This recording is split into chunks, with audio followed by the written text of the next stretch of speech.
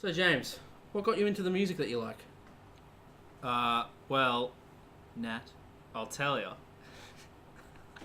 He just makes it awkward for the sake of being awkward. What a great intro. It was Linkin Park, Yeah. but in the 2000s. Mhm. So like early 2000s when I was like 10 or 11 or 12. I think it must have been 12. Linkin Park, Green Day, and then it would have been Nirvana, Pink Floyd from when I was a kid, and ultimately System of a Down. Yeah. In 2005, I saw BYOB on the MTV Awards. I was at my mate's place and he had Foxtel and we were watching it. We were like high on Mountain Dew and pizza. And the dangerous. We saw this the band. gateway combination. Well, we saw this band wearing suits playing heavy metal or whatever it was. Like I was 12, 13 and I didn't really have a concept of metal. So when I saw that, I was like, this is incredible. Before that, I heard Foo Fry by Rammstein. Oh, yeah. And thought that was pretty, like, chronically heavy. And, yeah, I saw, System do BYOB. And that was when I was like, whoa, music can be, like, heavy. So those are my gateways. So, yeah, Linkin Park, Nirvana, System, and Pink Floyd. Yeah, it's interesting you mentioned that, System. I remember watching that. I thought it was the Grammys. Normie bands. Is it the Grammys? I think it was the Grammys. Oh, man, let's have a look. Yeah, you can check. But, yeah, I remember that. I was, I remember where I lived, we had a pool, and we had speakers, like, near the pool, and we had the audio from the TV coming down, and I was listening to the, I thought it was the Grammys, but you might be right. MTV. I don't know. I think the it could be live the Grammys. performance of BYOB whilst we were in the pool, hanging out. A couple of chicks. BYOB is a great song though. Man, it's funny that we mentioned that the other day. Me and Naomi were talking about System of a Down, and we went and jumped on YouTube and listened to a bunch of System of a Down songs, BYOB being one of them. But I've had... I think it is the Grammys. Yeah, I think I'm right. Anyway, it was some award Dude, show. Vicinity of Obscenity. I've been singing that all Is week. that Terracotta Pie. Hey, yeah. Terracotta. We were walking through IKEA the other day, and I was like, "Hey Naomi, terracotta pie," and there was all this terracotta stuff. Dope. And yeah, it's just a topical little gem that you dropped on me. Mesmerize and Hypnotize. I love those. Yeah, albums. great albums. I really prefer Mesmerize. I know a lot of people are the opposite. I loved Mesmerize. It's got more aggressive songs on it. I put them in the same. It's the same with like. Remember we were talking about Guns N' Roses. I would put it as Use Your Illusion 1 and 2. Like they are complementary and contrasting. Yeah, they need to exist together, and they can't be judged apart. Right. They can because they're separate albums. They're two separate discs, but I feel they need each other to they need each other. I feel like with Mesmerize and Hypnotize, you can sort of grade them separately. They sound the same. The production's the same. Your point is valid. In my head, it doesn't work that way though. It just they're two different albums with names that rhyme. Same with The Nation Blue put out 2 records this year. I've literally Black never and heard Blue. of that band. Well, they're amazing, and these 2 albums, Black and Blue, they're 2 albums, but it's a double album. Like I think they've specifically said it's not a double album.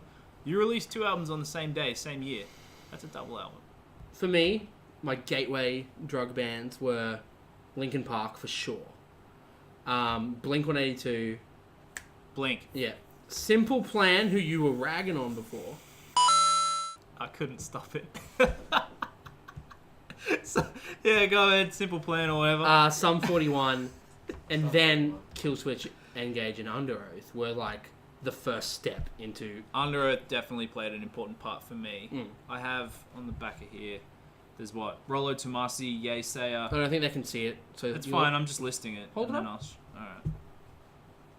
So, this is my laptop from when I was about 15 or 16 or 17. He's 24 now. I've had it for years. That's why it's tiny and running Windows XP. But it's got, what? Shellac. Yep. Under Oath. Flaming Lips. Deftones. Slipknot. Deftones. MGMT. The Doors. Julian Casablancas from The Strokes. Rollo Tomasi. Yay Sayer. Torterra from Diamond and Pearl Pokemon. And obviously 9. I can't remember who directed it, but it's a really, really good CGI movie about a little puppet guy. Yeah, like with Linkin Park, man. Like I grew up in a little bit of a sheltered world, going to a Christian school and going to church. Linkin Park, for some reason, were painted as this bad band Because they were heavy metal and they screamed. and they were angry and they were leading teens to kill themselves, and all this propaganda was thrown in front of me, and I was like, screw that, I want to listen to it if they're that badass. So I went and like LimeWired a whole bunch of their songs, the minefield that is LimeWire, picking up all sorts of nasty infections on the Bill way. Clinton speech on all the MP3. But anyway, Linkin Park. So like, I was drawn to them because it was like this taboo thing, like listening to an angry band. Like, you can't do that. And I was like, yes, I can, and I will, and I loved it. Linkin Park. Hybrid Theory is still in my top 4 albums ever. See, I didn't get Hybrid Theory. Like, that wasn't my first. Mine was Meteora. So See, mine was Reanimation. So I had, the I had remix. I had a weird entrance to it, and I was like, this is dope. And then I heard the original. I was like, this is better. But now, I say Hybrid Theory is in my top 4 albums. I actually do like some of the versions on Reanimation better. Crawling being the main one. I think the Reanimation version of Crawling is just like spicy meatball. Blink are a gateway for everyone, I feel. yeah, all the small things. That was in 1999. That song blew my mind. I remember I was at my friend Aaron's house. I shouldn't use his real name. Shout out to Aaron. Just bleep it. And he had a shout out to No, who John. cares? No, I haven't given him the last name. I knew a few Aarons. Anyway, his dad had a huge TV. Like, it was huge. It was huge. It was huge. It was biggest TV. I got the biggest TV. My friend's calling me up on the. That's what I was saying. Hey, this TV is big. This is huge. Anyway, this TV was massive. And we were up late watching MTV, I think it was, or VH1. It was one of the Foxtel channels. Rage. It wasn't Rage. Rage is ABC. Anyway, it was definitely like a paid for channel. And all the small things video, and I was just like, this is sick. I love this band. I was probably in grade 5, maybe at the time. Anyway, Blink. And then around that same time, I got into Simple Plan. I may regret it now, but at the time, I freaking loved that album. No regrets. No regrets. Actually, yeah, no regrets. Just like what you like. They released Turd after still not getting any. But that album was great. Like, is that the one where they're sitting on the bus and he's like... Is that what it... It's this that one. Like, he's all... Are his hands? Oh, no, no. it's just what like... am I thinking of? I don't know. Maybe it's that promo picture. Yeah, it could be that promo. Anyway, they I really liked it, and I still like, if I hear one of the songs from that album, I'm like, it's that song that I used to love. They had I don't wanna be told to grow up. That was the first album. I didn't like that one as much. Oh, that song was on I'm just a kid. Disney's Extreme Skate Adventure. Nightmare. Finally, gateway band. Before we get too much on a derailment, Sum 41. Who, to this day, I love that band. Well, they've just released a new Yeah, album. and it's good. I haven't listened to it. It's One it's of their best? no, it's one of their best in recent years. Okay. I think Chuck is by far my favorite Sum 41 album. It's heavy. It's got great sing-alongs. It's musically, I think it's their best. It's got that Metallica cover. Yeah, the bitter end. I love Sum 41. I still do. I have all their compact discs. See, with Linkin Park and me being like, oh, I can't really listen to them, that's bad. Same kind of went for like metal bands. I just knew that I'd be judged in the circles that I walked in when I was young. Just the school I went to and my upbringing and stuff. I knew, but I was in the car with a dude a couple of years older than me. I was maybe 13 and he would have been 17, so he would have just got his license. Knew him from school, and we went to our families went to the same church, right? He was into heavy music, and I was like, well, if he's allowed to, I am. Chuck's on Killswitch Engage. Breathe Life was the song. Blew my mind. I'm sitting in the back of his car. He's got these... He's like classic dude who doesn't have much ambition. So he just puts a lot of shit into his My car. kind of guy. No, but like he just, oh, what do you do? Oh, I just like buy stuff for my car. Like he liked the same music as me, and that was where our mutual interests stopped. So he had this like beefed up car with mad sound system. Chuck's on kill switch. I'm in the back, losing my mind because I was like, this is the heaviest thing I've ever heard in my life, and I love it. So then I got into kill switch. I found the End of Heartache CD in a cash converted for $2. And I was like, Dad, buy me this CD. He's like, no, it looks a bit dark. I'm like, Dad, you showed me Terminator 2 when I was 3 years old. You can't even talk to me about dark. You're buying me this CD. I probably could have bought it myself, $2, but he bought it for me.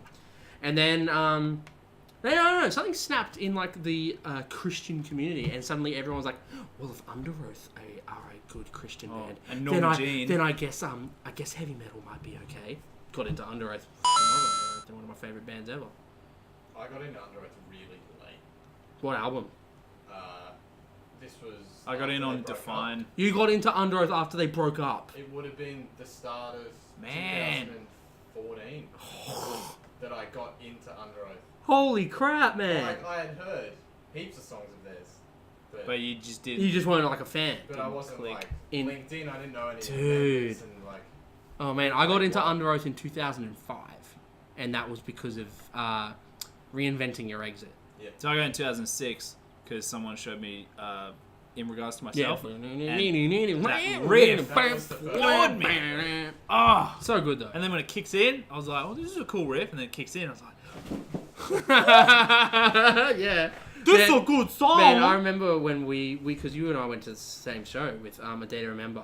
Yeah, and 2011 at the I went. Tivoli. I was in. I'm not really I don't get in the pit, but I was like nice and close for Under Oath. And when the breakdown in the first song was Lost in the Sound of Separation, Oh, yeah. Breathing in New Mentality, when it does it like the oh man, I punched so many people in the face. I reckon I must have hit. I probably broke some dude's nose. I was just swinging my arms so hard. Like that song is so good. Yeah, that's a great song. Are Are you going to that tour next year? Yeah. In 2017, whenever this airs. Yeah, I'm really keen to see him again. I didn't get to see them with Aaron. I didn't go see him at Under Oath when they at Soundwave when Under Oath played. See, I did. So I missed them with Aaron. So 2009. I think Daniel was probably a better drummer. See, Aaron's one of my favourite drummers, so... Yeah, he's like Gosh, his yeah. fills. He's awesome. But I think as a drummer, not as a performer, I think Daniel was better. Fair. He's had more skills. I'm a drummer. I'm allowed to say these things. I think he was better. Aaron is much better performer and sings, obviously. He's a great singer. Like when he was with the Almost, Mm. pretty average band, but good. good songs. I remember a story about that Almost at Soundwave 2010 they played. Yeah, And I was sitting eating dinner watching Escape the Fate, and Escape the Fate just finished. And I could hear the Almost. And you know when like at shows and like festivals the band's just like, get the f*** up! He's there going, if you want to participate in this, raise your hands. And I'm like, you good little Pentecostal boy, you. On your acoustic guitar. Good on you, mate.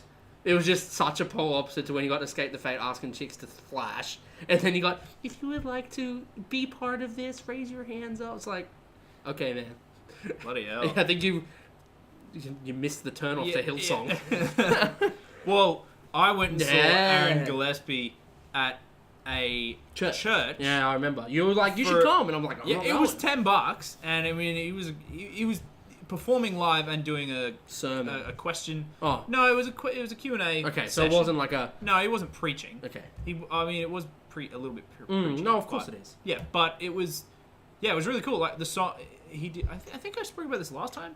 You might have. I might have. I don't know. But anyway, yeah, he did gospel songs because I think he did a gospel album, not just under his own name. And yeah, the songs are really good, but the lyrical content doesn't sit right with me, obviously. But yeah, I mean those are great songs. He has a great voice, and when he was singing them live, it was awesome. Yeah. And then yeah, the Q&A stuff was just a lot of like religious things and like people asking and like why'd you leave the band, Yeah. etc., etc.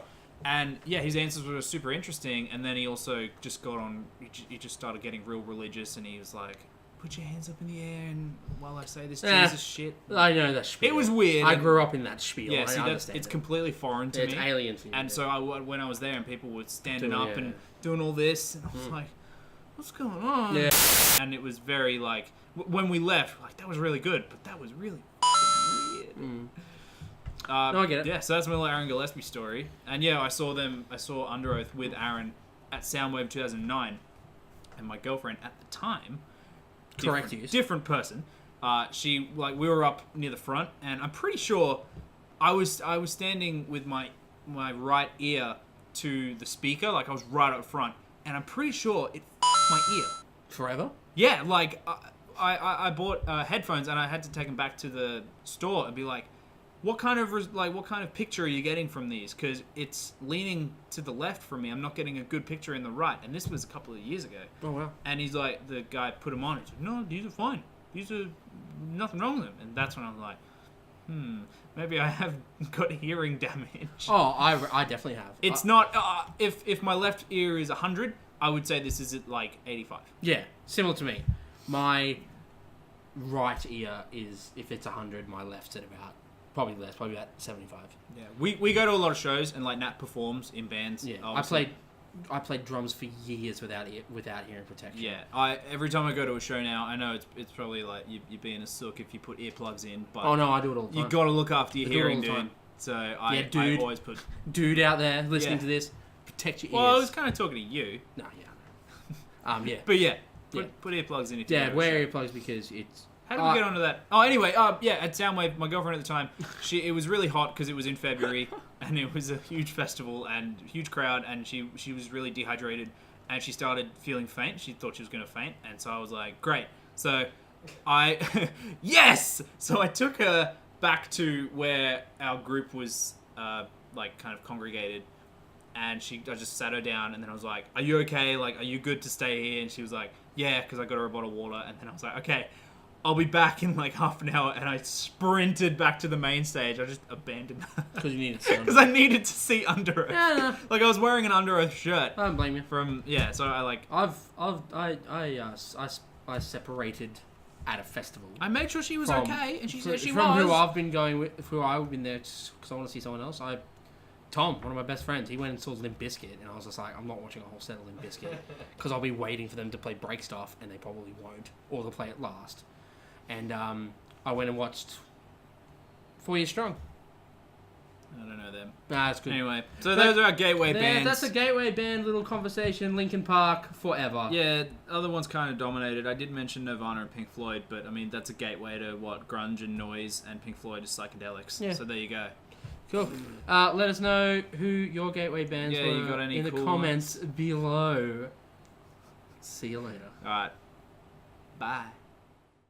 Hey you, thanks for tuning into our video. Make sure you click one of these links so you can see more. And I'll see you next time. Oh yeah, I'll be there. I'll see you as well, with my eyes, watching always.